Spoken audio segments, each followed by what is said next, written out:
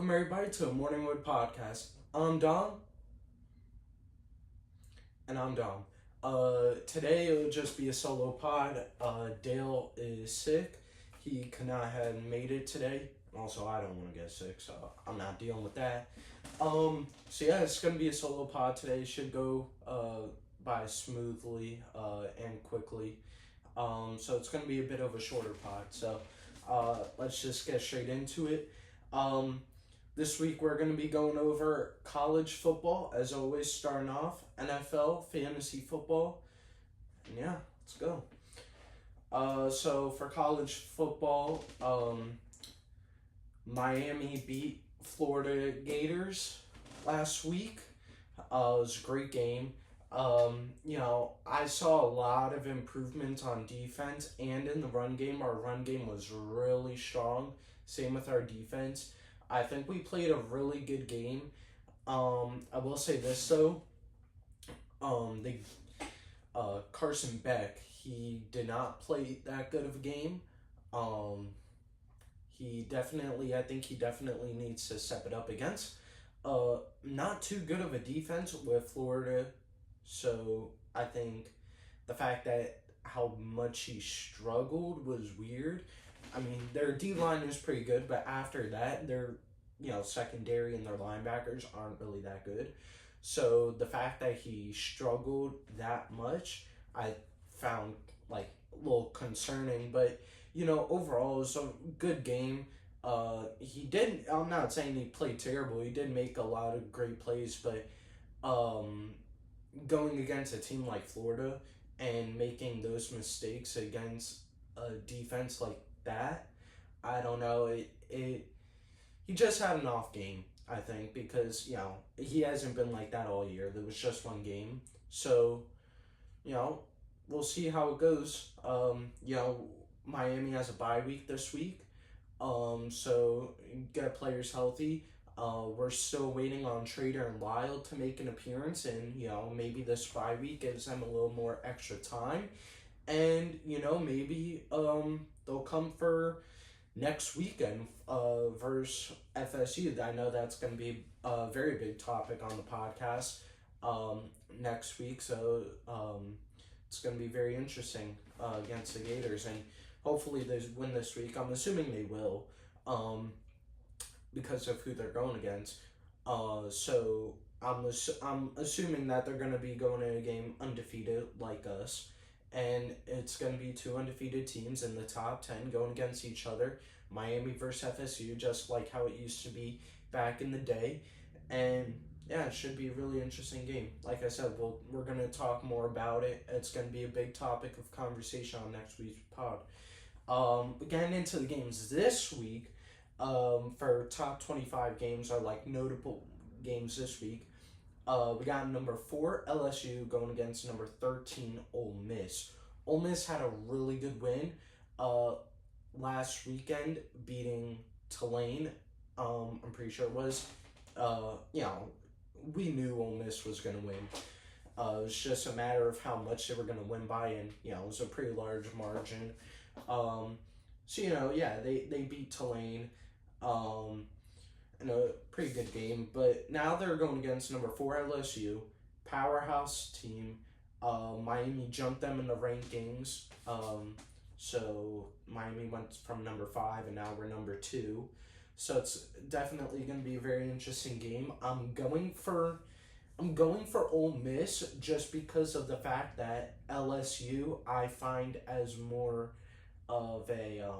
LSU more as a threat to Miami than Ole Miss is. So if Ole Miss could beat LSU, kind of knock them. I mean, LSU's not going to fall out of the top 25, but I could see them kind of switching places and maybe Ole Miss moving to 6 or 7.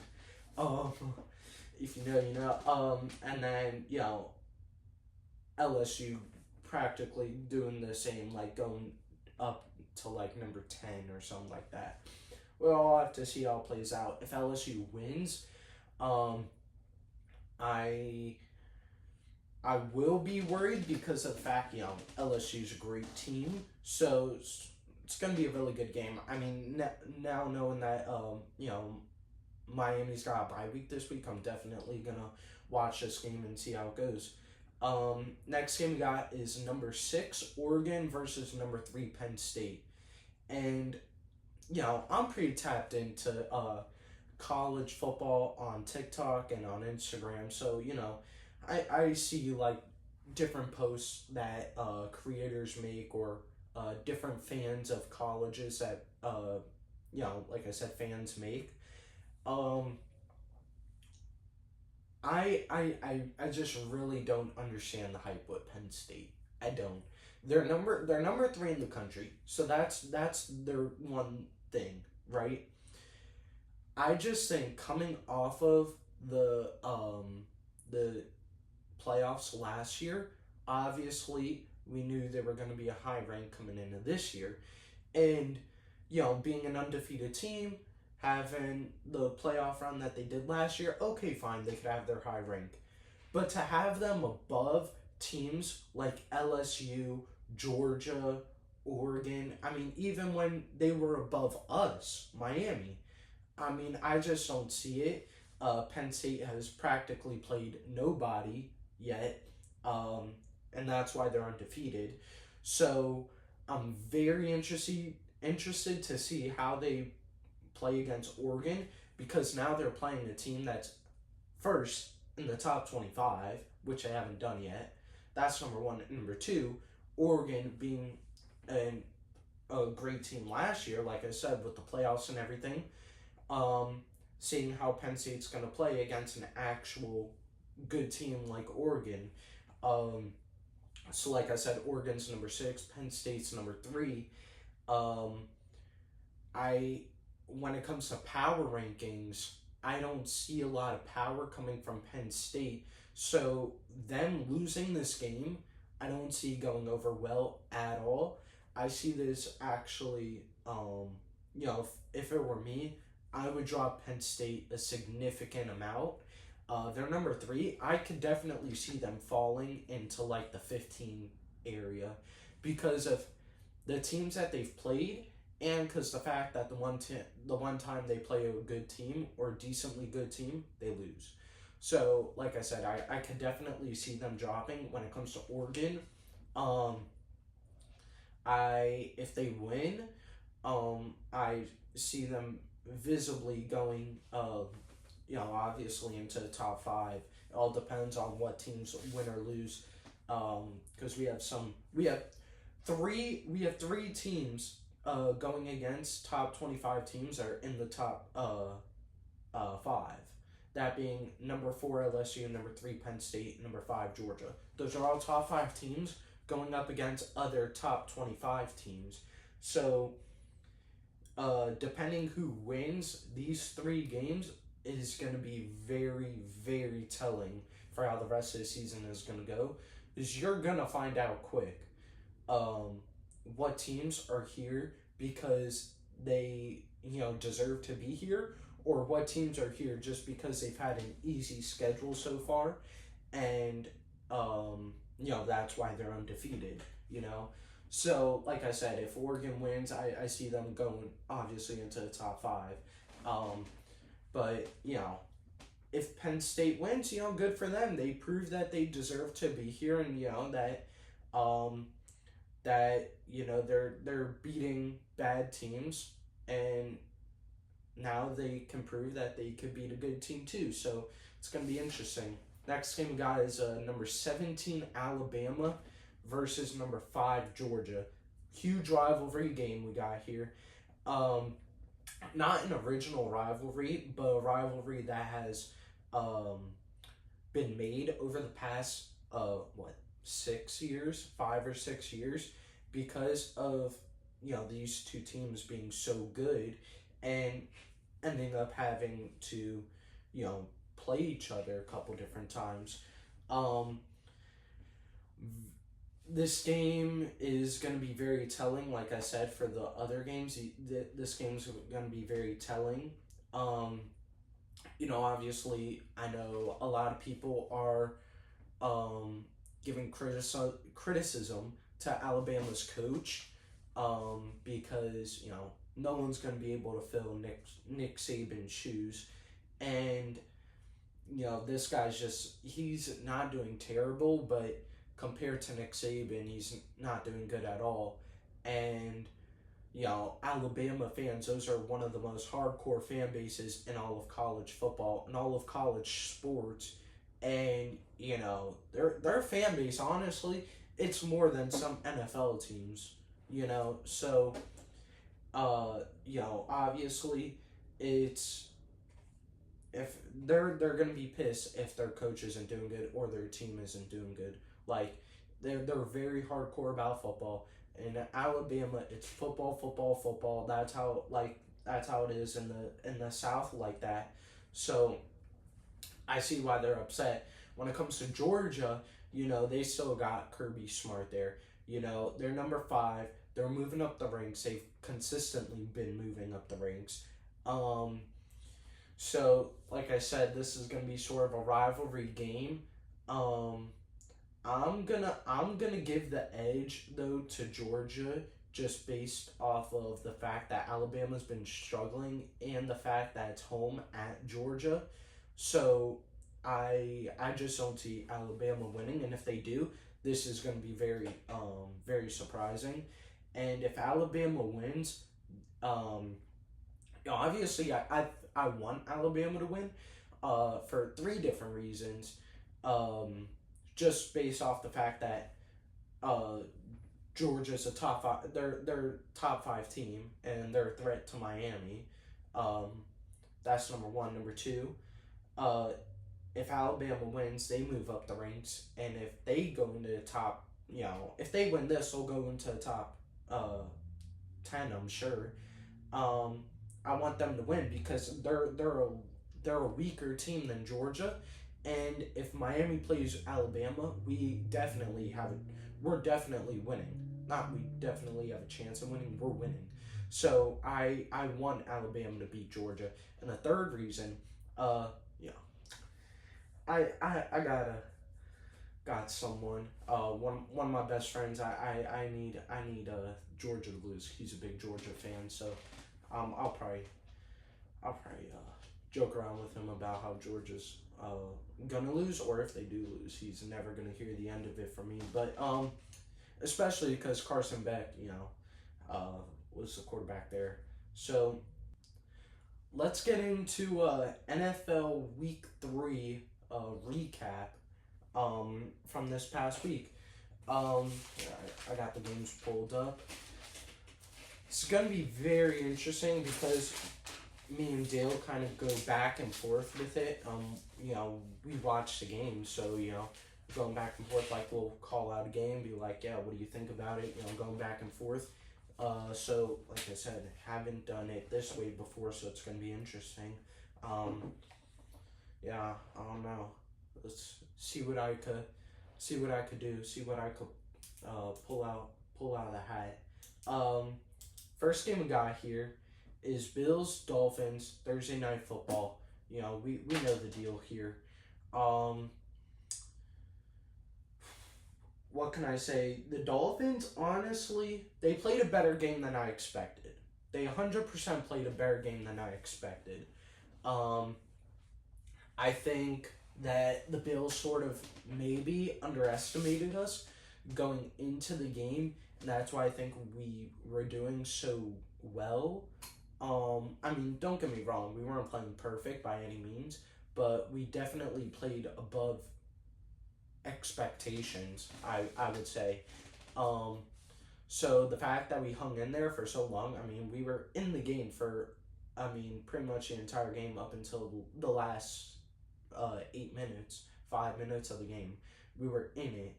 So, like I said, the Bills, James Cook absolutely demolished our defense from receiving and rushing. Kincaid had a career game. So far he had a career game. Moving on to the Dolphins side, Tua played as good as he could have, honestly, with the O-line not being that good. And then like I said, up until like the last couple minutes of the game, that's when it really started to fall apart. Tyreek Hill, he did good. Jalen Waddle did really good. I'm glad they're getting the passing game going again with Tyreek and Waddle. How do I word this? I think, because trade deadline's coming up. It's week 8, I think, and this is week 3. We're going into week 4. Like, this week is week 4. We got four to 5 weeks until trade deadline. So I obviously want Jalen Waddle to get touches, but I want Tua to focus on Tyreek Hill for the simple reason of, if he focuses on Tyreek Hill and shows that Tyreek Hill's still threat in the league and he's still at least a top 15 receiver, top 10 receiver, I honestly think he's still top 10 receiver. Definitely. But if he can pass the ball to Tyreek and show that even with Tua at quarterback, Tyreek still produces numbers, I think it'll show other teams that Tyreek is still a player that they want to go for and maybe get on their team. So that's sort of what I'm thinking here. But going back to the game, Dolphins defense played pretty good. Jason Marshall, I know, went down with an injury. He came back, I think. Our DBs actually played better than what I expected. The whole team played better than what I expected. I mean, other than Achane, which he balls out every game. The Dolphins, win or lose, Achane is going to play amazing. So, like I said, whatever it takes. D-line, the pass rush was pretty good. Had Allen scrambling in the pocket a couple different times in the game. Love to see that. But yeah, like I said, going back to the score of the game, the Bills beat the Dolphins by what? Touchdown and a field goal, or 2 touchdowns? I forget. But it was definitely a 2-score game, that's for sure. But yeah, see, it's weird. I bounce off of him. We're working here. But yeah, like I said, I want Tua to get all the touches that Tyreek needs, so the trade stock goes up. Maybe at least get a first round pick for him, because we already have a first round pick this draft, and we know it's going to be a top 10 pick. So I'm just hoping we get the picks that we need, and maybe we get a top 10. Well, we're going to get a top 10 pick just based off of our placement in the league. So we get a top 10 pick, trade Tyreek, hopefully get a 2026 first round pick, and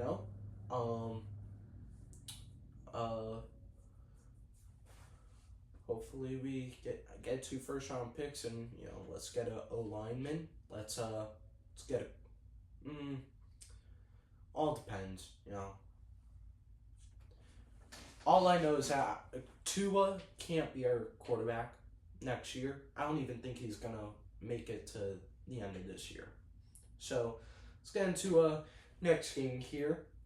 I know it's very smooth transition there, right? Yeah. Stupid. Bengals versus the Vikings. Vikings absolutely beat the shit out of the Bengals. When we did our predictions, we were aware that J.J. McCarthy was questionable. We weren't aware that he was out for the game.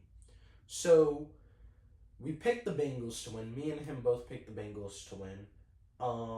Obviously we're wrong in that. The Vikings beat them by, I think, double their score. if not a little less or a little more. But um, like I said, we were expecting JJ McCarthy to go into the game not 100% healthy and for the Bengals to win. That's what we thought.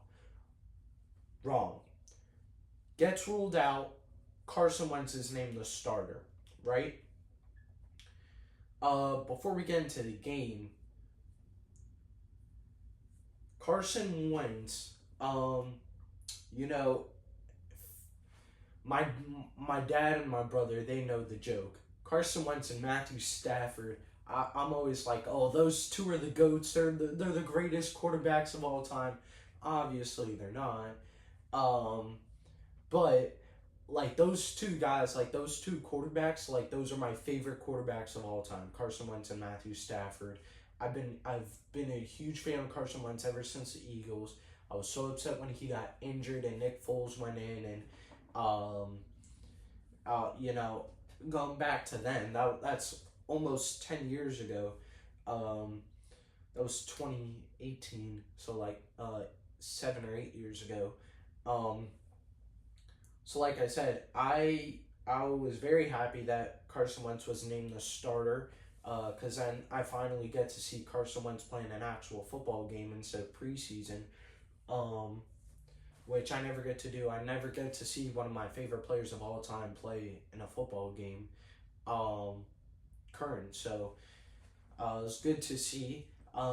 Super intense game. You know, Carson Wentz slinging it to Jay Jettis. T.J. Hawkinson got a touchdown, um, solidifying himself as top five tight end still in the league. Um, you know, Jordan Mason had a really good game. Um, so yeah, Carson Wentz did really, really good. Um, I think I got right before I started filming, I got an alert JJ McCarthy was limited at practice. Um, I'm I want like because I like the Vikings. I want JJ McCarthy to be healthy, but I also want Carson Wentz to play this upcoming week. Um, so yeah, I hope that Carson Wentz does stay in, and you know they give JJ McCarthy time to what do you call it? Time to rest, and you know they don't rush him back because you know obviously they don't need to rush him back considering how Carson Wentz played. To the Bengals, Jake Browning, uh, serviceable backup. He did score 20 something points. So honestly, if your offense could score 20 something points a game and you lose, there's an obvious problem, and it's the problem that the Vikings knew that they had, and that's with the defense. Their D line, I don't think you really have a problem with. Trey Hendrickson, Shamar Stewart. Um, I don't really think you need to pay attention to D line. They're good. It's the linebackers and DBs. Their situation is similar to the Dolphins, in the sense where, like I said, you don't need to worry about that D line. The D line is good.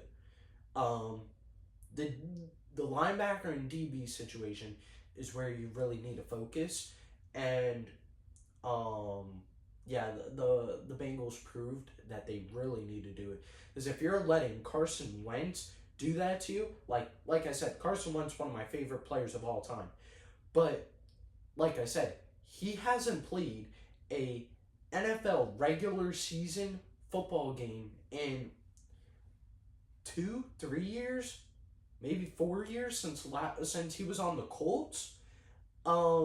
With it was with Philip Rivers or right after Philip Rivers retired, or no, Matt Ryan. Oh shit, Matt Ryan. Like, bro, Carson Wentz did that to your defense.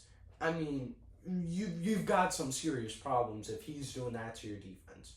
Um, so yeah, I'm super glad the Vikings won. Vikings defense played pretty good.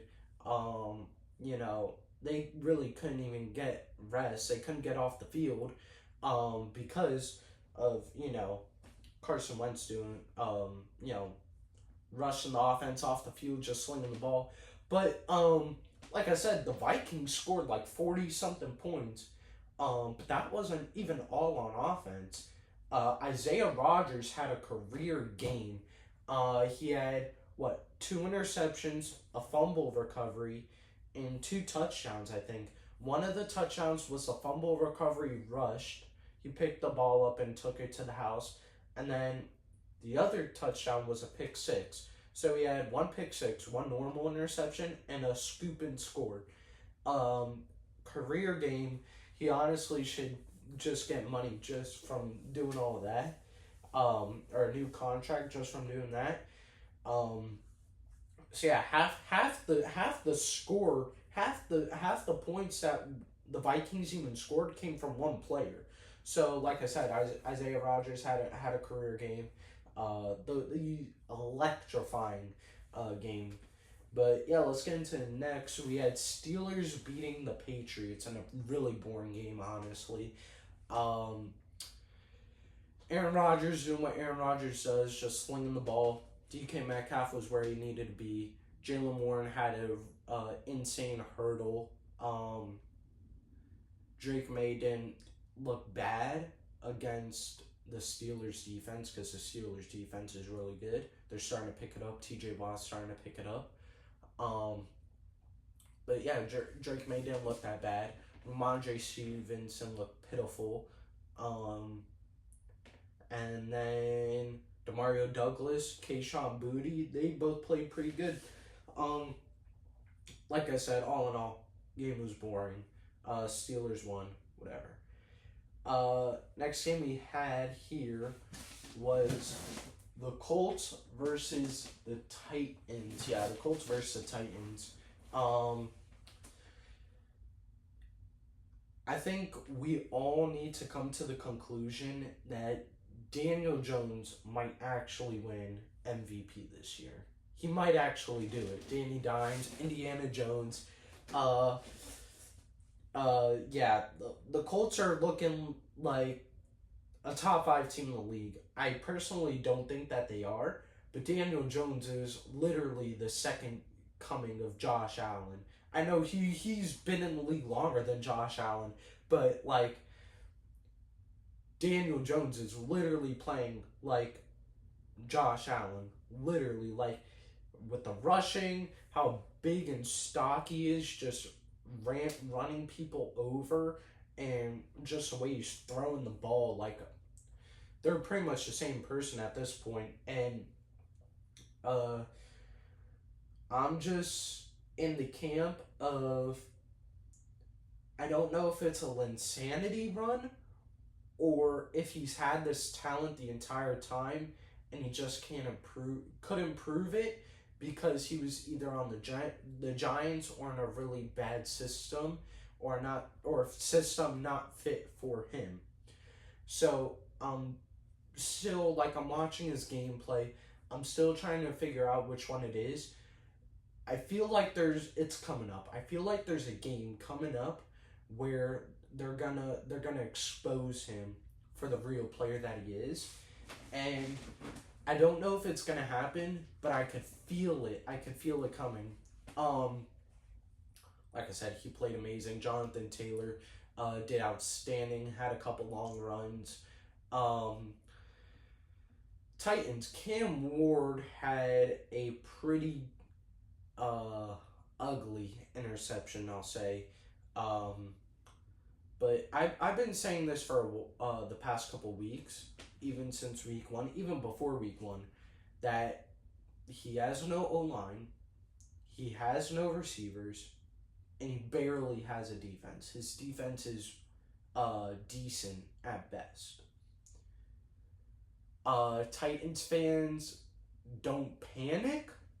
You can panic about your team, don't panic about Cam Ward. Cam Ward's got it. You've seen what he's able to do when he has time in the pocket and when he has receivers able to catch the ball. So Tony Pollard is playing as good as he can. Tony Pollard's getting up there in age. And they're pretty much running him the entire time. He's a receiving back. He's catching and running the ball. And that offense is pretty much powered by Cam Ward, Okonkwo, Tony Pollard, and I guess Calvin Ridley. But Calvin Ridley hasn't done shit this entire season. And what are you going to do, 30-year tight end the entire time? Like, Okonkwo's blocking half the time anyways. That's this offensive scheme that the Titans have where they need a blocking tight end. And that's what Okonkwo is. He's a blocking tight end that sometimes goes out for passes. So I don't really know what they want Cam Ward to do. I think that, the Titans pretty much at this point try and win a couple games. You're going to have a top 10 draft pick at this point. Just try and win a couple games. Get a really good either lineman or receiver in the draft and build your defense off of free agency. That's the one thing I can say. In free agency, you can literally build an entire defense just off of free agents and make a playoff run with that defense. It's been done before, and it's still being done currently in the NFL, where, sure, you have your key pieces on the Titans defense, like Justin Simmons and their one DB that they have, right? But once you get past those 2 or 3 guys, your team is pretty much a bunch of practice squad, second, third string players. They need to figure it out. Next game we got here is got Jaguars versus the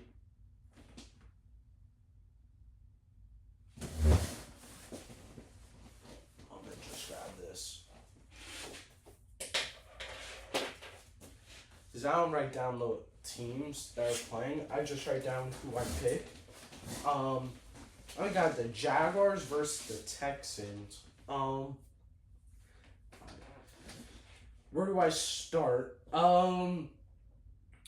Trevor Lawrence. The Jaguars beat the Texans. Jags beat the Texans. Let me get that out of the way. Trevor Lawrence, I don't know what he needs to do. He's got a good coach. He's got a pretty decent team around him, at least on the offensive side of the ball. His defense, you don't need to worry about the defense. Defense is playing pretty good. Trevor Lawrence is the problem. I don't know what he needs to do, but when you have those weapons around you, Brian Thomas Jr., Travis Hunter, Etienne Travis, or Trevor Etienne, I think it's Travis Etienne, because there's 2 of them, and your defense is really good, Trevor Lawrence is the problem. You throw half of the quarterbacks in the NFL in that position, and they're making a playoff run with that team, and I don't see that happening for the Jags at all. I don't see that happening because Trevor Lawrence hasn't played good at all. He's not playing like a top 15 quarterback like he has before.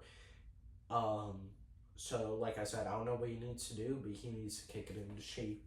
When it comes to the Texans, I do not like the hate that CJ Stroud is getting online. I really don't. When you visually look at the Texans, you got Nick Chubb, which I love Nick Chubb, back to Carson Wentz. Nick Chubb, Carson Wentz, 2 of my favorite NFL players of all time. Nick Chubb is in my top 5 favorite players of all time.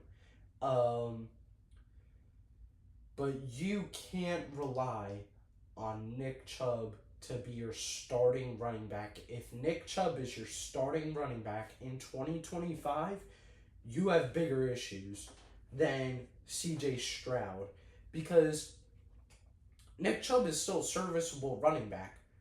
Number two, there are plenty of number two running backs that could be the number one in Houston. Nick Chubb's got, he looks like he's running with rocks in his cleats, and he's not as explosive as he's been because of the injuries. I'm not blaming the entire thing on Nick Chubb. I'm just saying, don't blame the team losing on the quarterback when there's plenty of other problems that need to be looked at. And I think the running back problem is a way bigger problem than, CJ Stroud's not playing good. CJ Stroud's playing to the best of his ability. His best receiver is Nico Collins. Other than that, he has visually no one else to pass to. Dalton Schultz? Okay, Dalton Schultz is decent. He's decent at best. He's not a top 15 tight end. He's barely a top 20 tight end. Even if he is a top 20 tight end, barely. And yeah, he just has no one to throw to. His second best receivers are like an undrafted free agent or late round draft pick free agent. No one good. Higgins, Jaden Higgins, I think his name. It's Higgins. I don't know what his first name is, but bro, Texans. I just don't understand. I don't understand. CJ Stroud's playing to the best of his ability. I mean, I don't know where they go from here. Just wait till Joe Mixon comes back from injury. Hopefully they do good. Next thing we got is Falcons playing the Panthers. The Panthers surprisingly winning. Didn't see this coming. I don't think anyone saw this coming. But yeah, Panthers beat the Falcons. And actually, high scoring game for the Panthers, not so much for the Falcons. Michael Penix had a terrible game. Bryce Young did really good. Bryce Young played a really, really good game against a good defense in Atlanta. I didn't see this happening at all. I got a stuffy nose. I didn't see this happening at all. I really thought the Falcons were going to win. I don't know what happened. Chuba Hubbard had a really good game. Like I said, Bryce Young. Their defense played balls to the walls, which don't see that because their defense is not really that good. And I didn't expect this at all. Bijan played as good as he could have. Falcons defense and Michael Penix didn't come to play at all. None of them came to play, honestly. So like I honestly, like I said, wasn't expecting the Panthers to win at all. Good game for Bryce Young and the Panthers. Next game, guys, a really, really close game. The Rams versus Eagles. Actually, I was very, very interested to watch this game because of the fact that I really thought the Rams were going to win this game. And the Rams were one field goal away from winning. It was a tight game the entire time. Both teams really came to play. It was a very tight game. The Eagles, I think, they're still, like, obviously top 3 best team in the league, if not the best team in the league. I think the Eagles are at, I'm going to say this, people aren't going to agree with me. The Eagles are very, not going to say fraudulent. They're fragile. The Eagles are fragile. And I'll tell you why. If CeeDee Lamb catches that post route in week 1, Eagles start off 0-1. And the Cowboys start off 1-0. So that's the first thing. Second thing. If Jordan Davis doesn't block the kick from the Rams, 2 losses. Eagles now have 2 losses. So they're on 2 separate plays. 2 plays changed the outcome of the game. CeeDee Lamb dropping the pass and Jordan Davis blocking the Rams kick. If those 2 plays go in the opposite way, CeeDee Lamb catches the ball, the Rams make that kick, Eagles are 1-2. Yes, the Rams are a playoff contending team. I think they're a playoff team, period. Yes, the Cowboys are a playoff contending team. So, yeah, those games should be close. But to be talking about the Eagles like, oh, they're one of the best teams in the league, they're going to do a repeat, all this stuff that they're saying, I don't see it. I don't see the Eagles making it past the NFC Championship. They're not going to the Super Bowl. I can promise you that. They're not going to the Super Bowl. This is a team that, like I said, they're 2 plays away from going 1-2. And they're very fragile. They're very fragile. And Drew Brees was on Good Morning Football. Was it this morning or yesterday morning? I think it was this morning, as I got the alert on my phone. I always watch it, but I missed it this morning. And he had said that he's not impressed with the Eagles' offense, and it's a very boring offense. If Drew Brees, one of the greatest quarterbacks of all time, top 10 quarterback of all time, Drew Brees, is telling you that he doesn't like your offense, there's a problem. That's like Tom Brady. I'm not comparing Drew Brees and Tom Brady. I really could, but I'm not going to. But that's like Tom Brady saying that who's another team offense comparable to the Eagles right now? That's like Tom Brady telling the Lions that their offense isn't impressive. Like, I don't understand it, because it is, but at the same time, those are Hall of Famers. I mean, not yet, but they're gonna be. Those are Hall of Famers telling you that your team is looking very fragile and that your offense is looking very beatable. So, they're seeing, Drew Brees is seeing stuff that obviously we're not. I mean, I'm seeing it. I don't know if anyone else is seeing it, but yeah. Next game, Jets versus Bucks. Another close game. Another blocked field goal. We've actually had 3 blocked field goals this week. In this game, Jets played really good. Tyrod Taylor, or Tyrod, he did as good as a second-string quarterback should do against the Buccaneers. I was very impressed with the Jets on both sides of the ball, actually.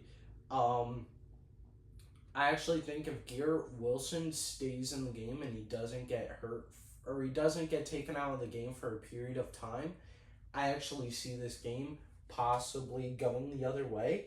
But I'm very glad the Bucks won. I wanted the Bucks win to win. I'm glad the Bucks win. Or, God damn it. I'm glad the Bucks won, and I think they played a tremendous game. Emeka Egbuka had an insane one-hand catch. I think he's actually taking over as the receiver 1, and Mike Evans is the reliable veteran receiver 2 that you could always throw to. He's going to catch the ball. That's where I see this offense going to, and I kind of like it, but at the same time, I kind of don't. Because it's kind of just showing that Mike Evans is fading out, and that he's getting closer and closer to retirement. And I don't want that to happen because Mike Evans, he's a great player. Going back to the game, it was a Will McDonald blocking the kick and returning it for a touchdown. And I'm watching the game, and my mom's sitting next to me. I look over, and I'm like, they gave Baker Mayfield too much time. Oh my God, I wish that was filmed. That could have been an insane edit. You blocked the kick, returned it for a touchdown. Good. Cool.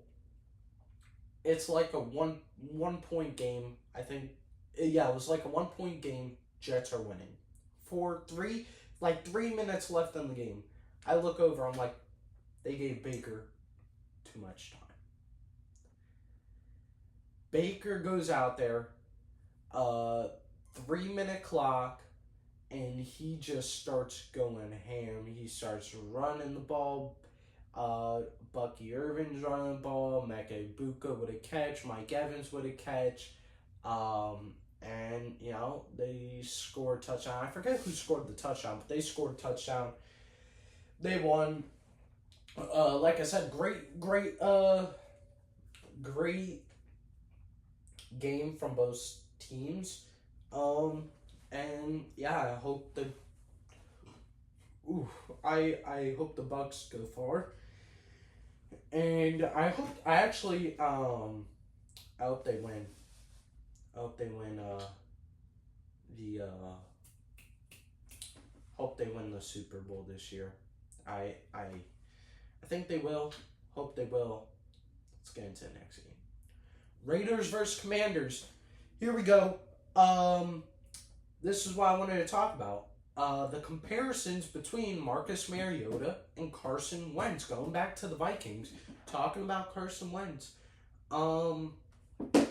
This is another situation where you have two guys who got drafted around the same time, if not the same year. I don't remember. But Marcus Mariota coming in for an injured Jaden Daniels, who was eliminated at practice today. He's got like a knee sprain, I think, or his knee's like a little banged up, right? So Marcus Mariota goes in game against the Raiders. Raiders need a comeback game because of how awful they played against the Chargers, right? So they're going into this game, and, I'm expecting it to be a competitive game, which it was not. Marcus Mariota picked apart their defense and had a bunch of insane plays. Terry McLaurin, my boy, had a good game. Jeremy McNichols on a really good run because Austin Eckler's injured, so they're trying to really find who's going to be their new running back. Jeremy McNichols got a lot of reps last year. Back this year, again, a lot of reps. He scored like a 60-yard rushing touchdown. Good for him. I think they should roll with McNichols, throw in Rodriguez a bit. Of course, Kill Bill, Ja'Cory Krosky Merritt. Obviously, throw him in there.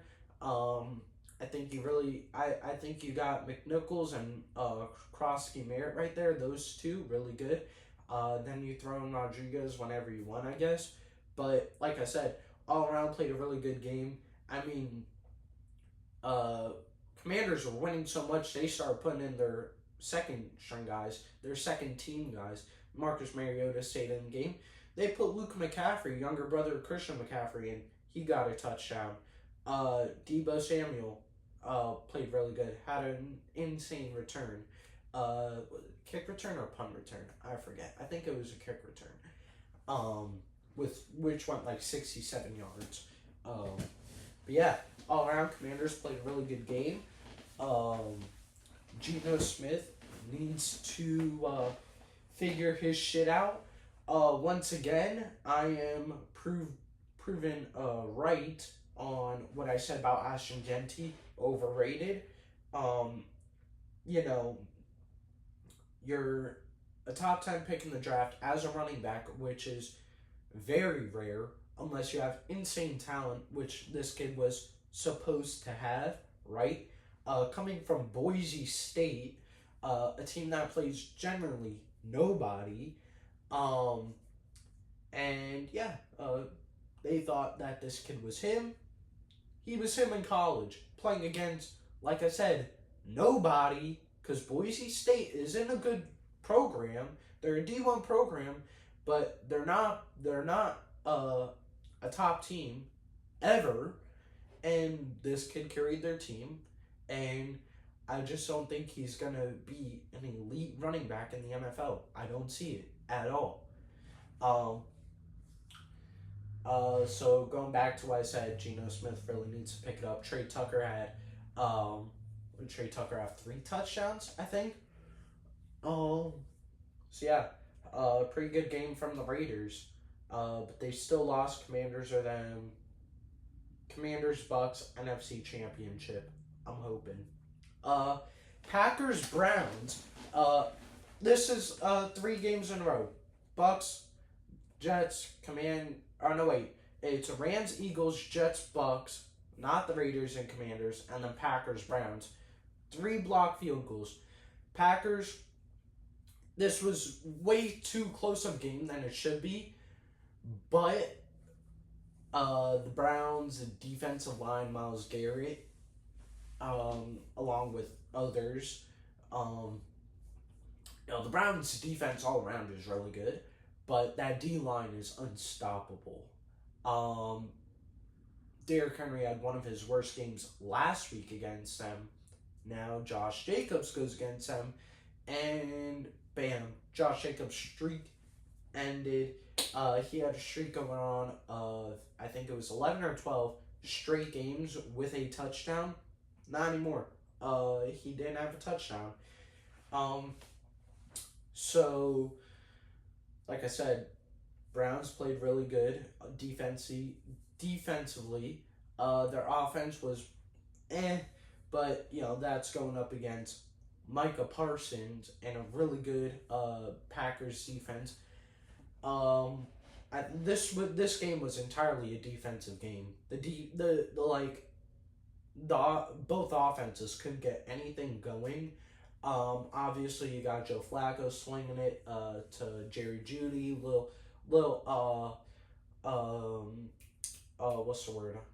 check downs to David Njoku.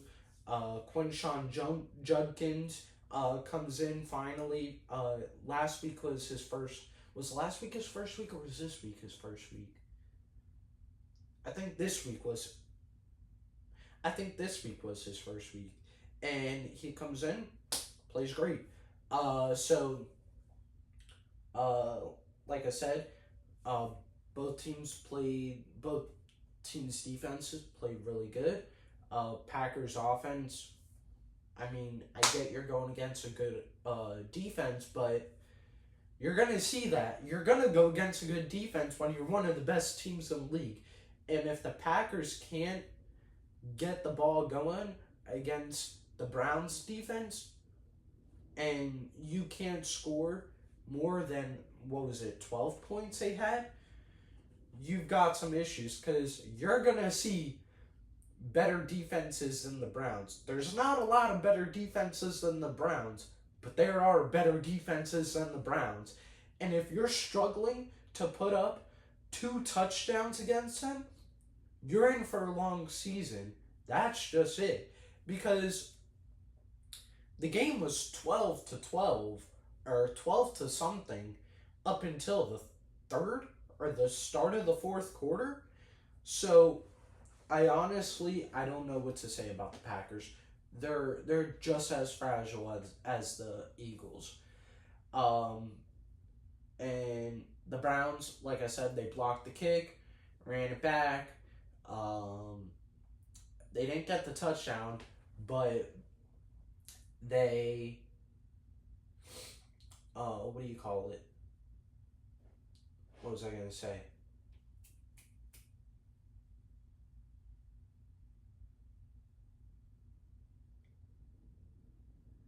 I don't know. But they got it to the 50-ish yard line, and another check down pass. It was a 53-yard kick, and they got it.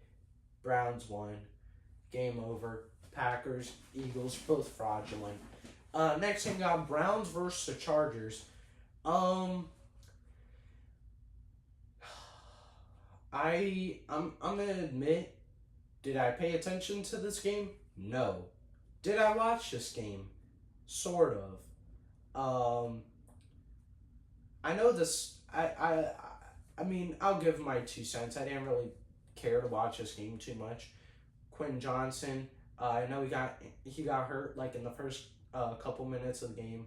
He came back. He was on and off the field the entire game, or the entire first half, I should say. Once the second half came, he was back, but he was on and off the field the entire first half. Lad McConkey played good. Keenan Allen played good. Now they got 3 good receivers. I didn't even think Quentin Johnson was going to be a good receiver, but apparently he is, because he just wanted to, I guess, have a good year this year. He decided that, which he's never had.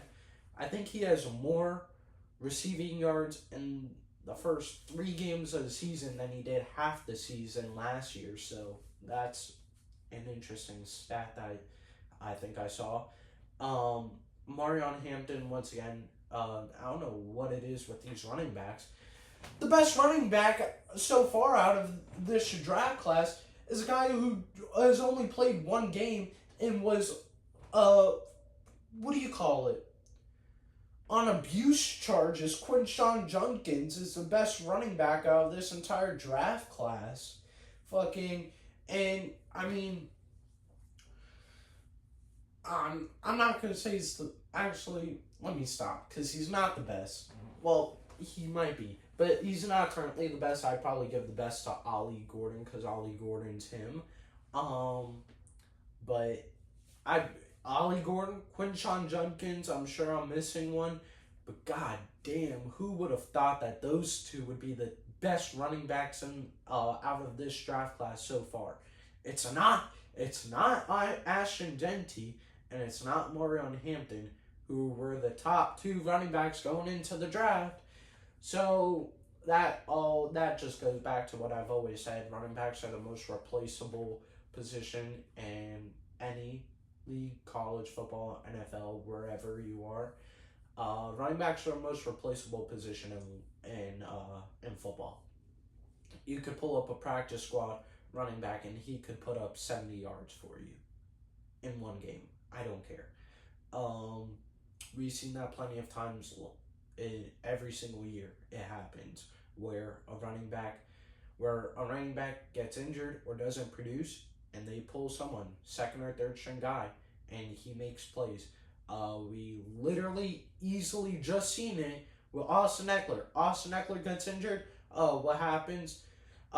Jeremy McNichols, a guy that barely got touches last year and who's barely gotten touches this year, comes into the game and runs a 67-yard touchdown against, or not 67 yards, but a long run touchdown against the Max Crosby, one of the best defensive linemen in the league, against that defense, which, yeah. So don't get me started on the whole running back thing.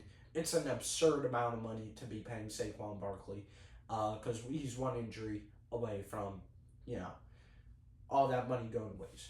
It's absurd. Next, Seahawks Saints. Seahawks won. See you, bye. No, I'm just kidding. Spencer Rattler played good. That's all I'm going to say. For the Saints side, I really don't care. Actually, I will say this. Alvin Kamara, put him he needs help. No, I'm just kidding. But no, he is getting up there in age, and he's doing pretty good. I just wish he was on a better team, so he's not wasting his years playing for a bad team. Um, so yeah, Seahawks, Sam Darnold, JSN, you're elite. Kenneth Walker, elite. Their defense, really good. Cooper Kupp, really good. Yeah, that's all I gotta say. Seahawks win. Cardinals 49ers. I was expecting a lot from the Cardinals. They did not win, but they still played a pretty good game. Trey Benson, James Conner was injured. Trey Benson stepped in. DJ Dallas stepped in. Trey McBride caught a couple passes. Kyler Murray played pretty good. Mac Jones wants to go back to rookie year Mac Jones where he's a Pro Bowler. So I guess that's a thing now. And Brock Purdy's coming back, I think, next week or this week or next week. So that's going to be interesting on who they're going to start. Because in my eyes, they're playing better with Mac Jones as quarterback than they are Brock Purdy. So it's going to be very interesting. Christian McCaffrey, elite as always. And the 49ers won by a field goal. So, good game for them. Cowboys, Bears. Cowboys, what happened? You can only play good when CeeDee Lamb doesn't catch the ball? Like, the last time you guys put up a good fight was against the Giants. I don't understand. I don't understand. You come close to beating the reigning Super Bowl champs with pretty much a non-existent CeeDee Lamb, right? Then you have probably one of the best games of the entire season against the Giants, in a 40-point game, 40 points on each team, point game, and you go and lose to the Bears like this? I get you don't have Micah Parsons anymore, but you shouldn't be losing to the Bears, the Chicago Bears, like this. Caleb Williams played great. Rome Odunze is him. Rome Odunze, he's probably going to be a top 15 receiver by the end of this year.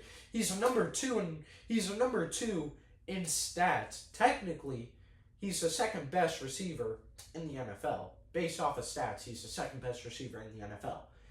Talent-wise, and by the end of the year, I would give him a top 15, debatable top 10. So, like I said, Bears did good. Cowboys did terrible. Javonte Williams is pretty much the only person on that team making plays. CeeDee Lamb obviously caught the ball a little bit, but I just don't know. I don't know. Beeline team, no heart. Cowboys suck. You got beat by the Chicago Bears. Yeah. Second to last game we got Giants versus Chiefs. Chiefs got their first win of the season. I wanted the Giants to win so bad. Tyrone Tracy got hurt in the first or second, the end of the first. Bringing Cam Scatterboo blows shit up. Cam Scatterboo is him. He's elite. Russell Wilson once again proves that he's not good. Currently not good. Great all time. Not good now. Pretty much the entire game, the fans were booing, and they want Jackson Dart in, and they got their wish. Jackson Dart was named the starting quarterback going into this week. I forget who they said they're going against. And obviously we'll get into it when we do predictions, but yeah, Jackson Dart's going to be the starting quarterback week 4. This is going to be interesting. Jackson Dart, Cam Scatterboo, Love to see it. Malik and Abers. Let's go. Back to Chiefs. So, Chiefs played a pretty good game. George Karlaftis had a great game. I think he's one of the best defensive players in the league. Let's see, what else? The offense definitely looked like they were struggling. And, can't blame them. Giants' defense is pretty good, So, obviously, I think they're going to struggle, especially since they don't have all their weapons. And even the weapons they do have aren't even that good. So, yeah. I think that, the Chiefs played a good game. We just got to see how Jackson Dart performs this upcoming week. Lions, Ravens, Monday Night Football. Really, really, really, really good game. Derrick Henry might be washed.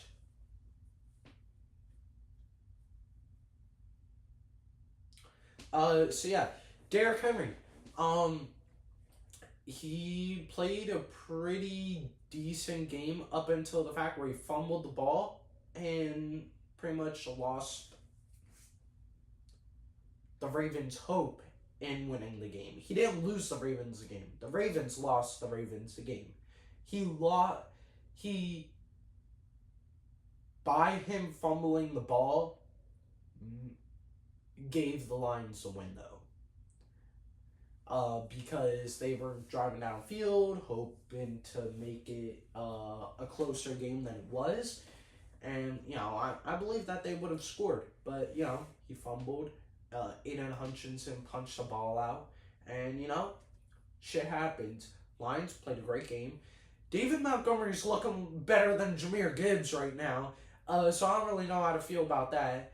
I think that what they got going on great right now is running back 1 and 2, great combo. I think on separate teams, they're both top 10 running backs. I think on the same team, they're debatable top 10 running backs. So they're both playing great. David Montgomery playing better than Jahmyr Gibbs, though, in my opinion. So that's interesting. But the Lions had a bounce-back game, which was needed. Monroe had a good game. Sam Laporta had a good game. J-Mo doing what he's supposed to do, being a reliable receiver, too, to Monroe. All around the ball, Lions played a great game. Ravens, if you're going to win the game, you need to get Zay Flowers involved. You were throwing passes to Wallace. You were throwing passes to Rashad Bateman. DeAndre Hopkins had a couple catches. But I don't know what was happening if they just had Zay Flowers covered all night. But they need to get Zay Flowers the ball. Because we've seen how much of an impact he has when he does and when he doesn't get the ball in games. And we saw it Monday night.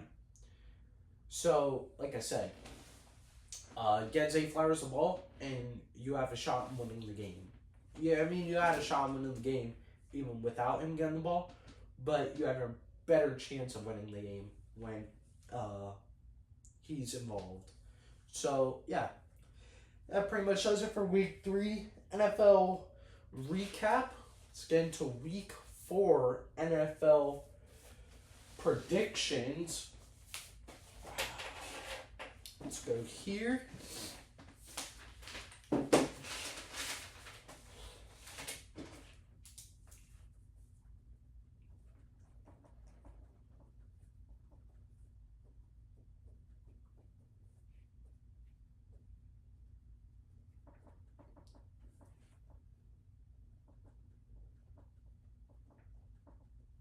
Go. All right. First game we got Thursday Night Football. Seahawks at Arizona Cardinals. Seahawks, plain and simple. I don't care that the Cardinals are home. Both teams are 2-1.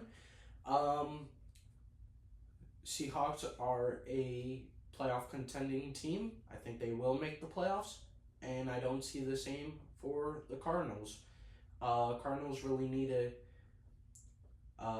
draft some good defensive players and possibly get a new quarterback. We'll see how Kyler Murray plays the rest of the season. Sunday morning game in Dublin, Ireland. Vikings versus the Steelers. I want to say Vikings, but I don't know if J.J. McCarthy is going to play or not. If J.J. McCarthy plays, I'd go Steelers. But if... No, you want to know what?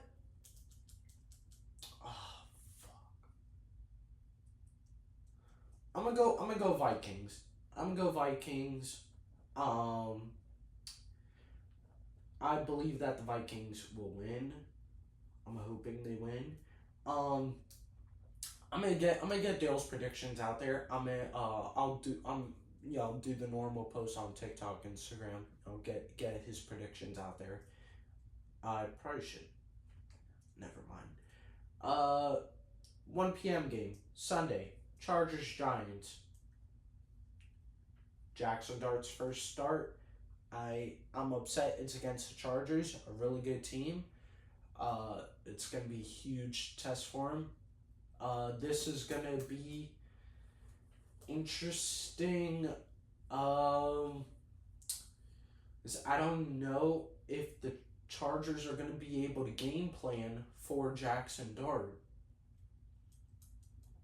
Especially with Khalil Mack now injured. That's a huge loss for their defense. I'm going to go safe option Chargers, but I really want the Giants to win. But I'm going Chargers. Titans, Texans, battle 0-3 team. I'm going to watch this game. I'm excited for this. Because I think both teams deserve to have a winning... I'm not going to say that. I think the Texans deserve to have a winning record. I think Cam Ward alone deserves to have a winning record, not the Titans. I'm going to give it to the Texans, though. I think the Texans have a more put-together team than the Titans do, and I think they are really going to get this win. Commanders, Falcons. Commanders. Falcons are... I'm not going to say the Falcons. Michael Penix. I don't think he's that good. Bijan Robinson. Whatever the over-under is on him, do the over. Commanders defense. They're good. Not that good. If there's an over-under on Bijan, get the over. Because he will hit it. I mean, I hate to say it. I love the Commanders. They're my team. People know that. But... there's an over-under on Bijan Robinson, which I know there is. Hit the over. Saints and Bills. Do I need to explain? Bills. Yeah, that's just... that might be the easiest game to predict this entire week. Eagles... yes! I did not know the Eagles played the Buccaneers. This is great. I wanted the Rams to beat the Eagles. They didn't. Now the Buccaneers have the chance to. Give me the Bucs. I want the Bucs to win. I really hope they win. What else I gotta say here? If they win, I'm not gonna say that. Never mind. Not even. Lions, Browns. Lions, pretty easy there. I don't see the Browns winning at all, especially since it's home in Detroit. Not happening. Panthers, Patriots. This is actually going to be a closer game than what it should be, but because it's home, I'm going to give the Patriots the win. I definitely can't see the Panthers winning, though. I can definitely see the Panthers winning. That's for sure. Patriots, though, with the win. Jaguars, 49ers. 49ers. Nick Bosa's out with an injury, but I don't really think that's gonna be too big of an issue, especially against the Jags.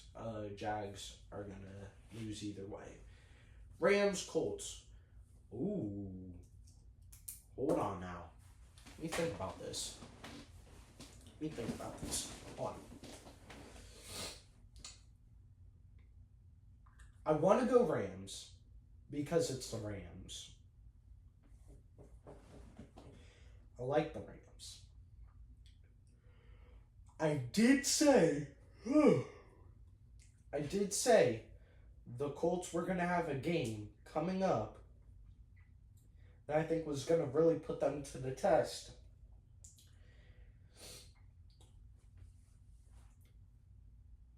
The one team the Colts have really had a chance on losing to was the Broncos, and that score was 29-28, and it was home in Indianapolis.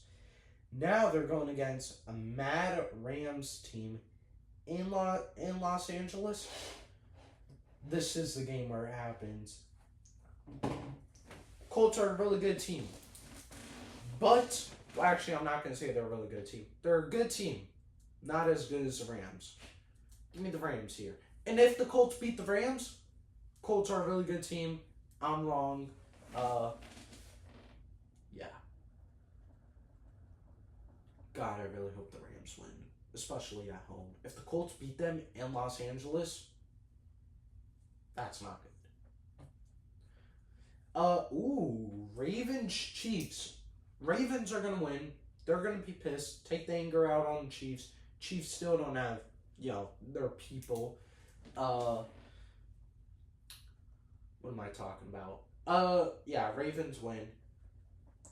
Ooh, it's home in Kansas City. Ravens win. Nah, Chiefs are going to win. I'm still going to pick the Ravens, though, because I want the Chiefs to lose, but Chiefs are going to win. I could see it. Bears, Raiders. Bears. Give me the Bears. I really want the Bears to win. I love the Bears. I don't love the Bears. I think the Bears are good, though. Ramadunse needs to keep giving me some good fantasy points. I'm high on the Bears. I like the Bears. I hope they do good. Raiders suck. Geno Smith, garbage. He's not garbage, but he's kind of garbage. He needs to step it up, though. I will say that.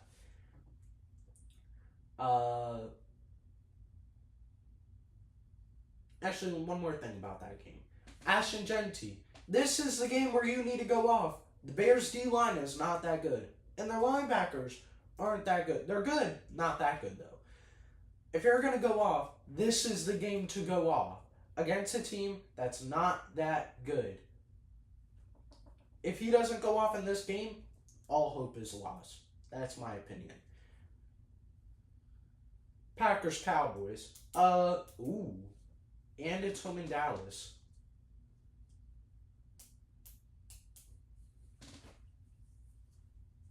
If Mike McCarthy was still the head coach of the Cowboys, I'd say Packers. But he's not. So I'm going to go Packers still. Ooh, Micah Parsons. I just thought about that. I'm still going Packers. Cowboys suck.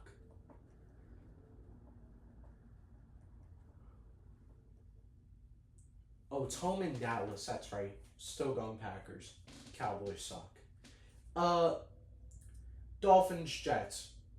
I think I'm going to the game. Not too sure. I don't know. I was going to say Jets, but hold on.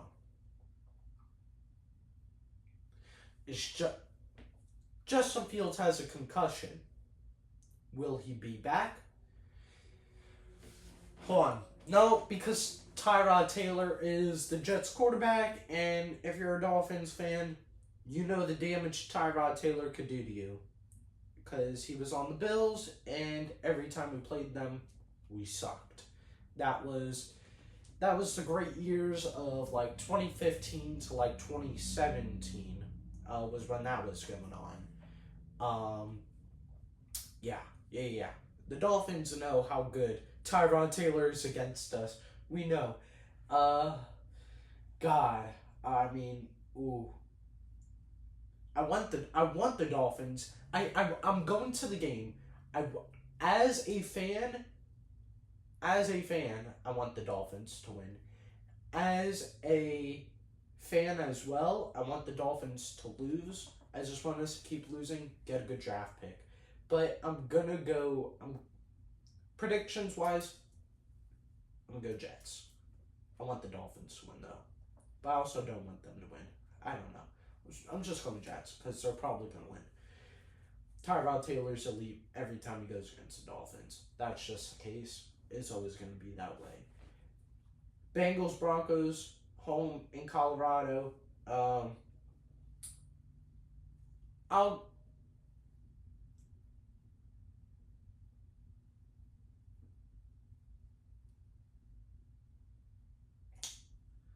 see what I'm thinking here is because I know that the Broncos offense is going to be able to produce. The question is the Bengals offense going to be... I'll go Bengals. I want the Bengals to win. I'll go Bengals.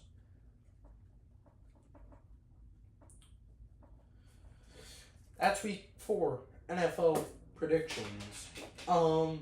Let's get into week 3 fantasy football.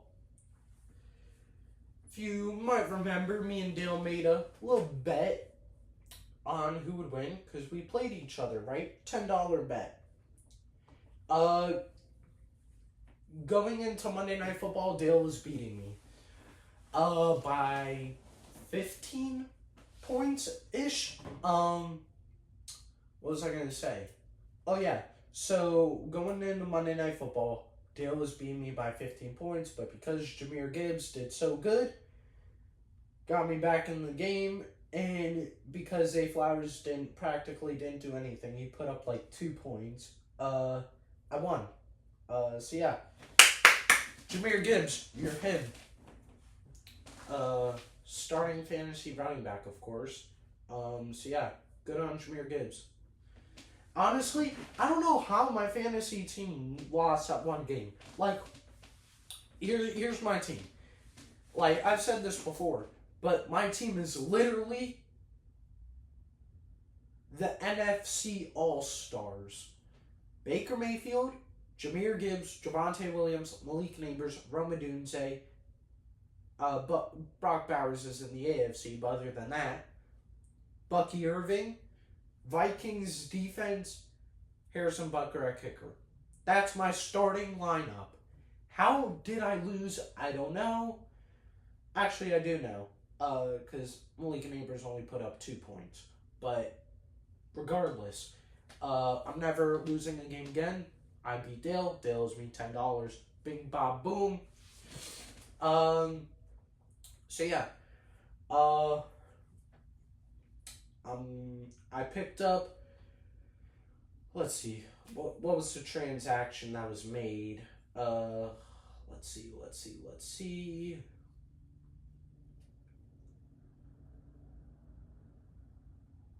Oh. Where am I at? Okay, right here. I dropped Evan Ingram. I don't have a backup tight end anymore, which I don't need one up until Brock Bowers goes on bye week. Then I'll bench him, grab someone else. I dropped Evan Ingram, picked up Quinshon Judkins. Welcome to the team. So yeah, that was my pickup. I did try and get Trey Benson as well.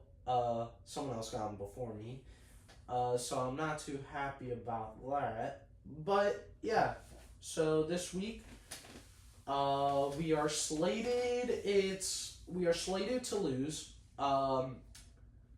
It's 52 to 48 percent, I have 48. The team we're going against is Drake May, Devon Achane, Josh Jacobs, Nico Collins, Puka Nacua, Juwan Johnson, Chase Brown, Falcons defense, and Jake Elliott at kicker. Pretty solid bench with Breece Hall, Quinshon Johnson, Alvin Kamara, Dalton Kincaid, DJ Moore, Calvin Ridley, and CJ Stroud. Pretty decent bench. I don't think there's a lot of depth at bench, if you ask me. On the other side of my bench, I have tons of depth. The most amount of depth that you could have.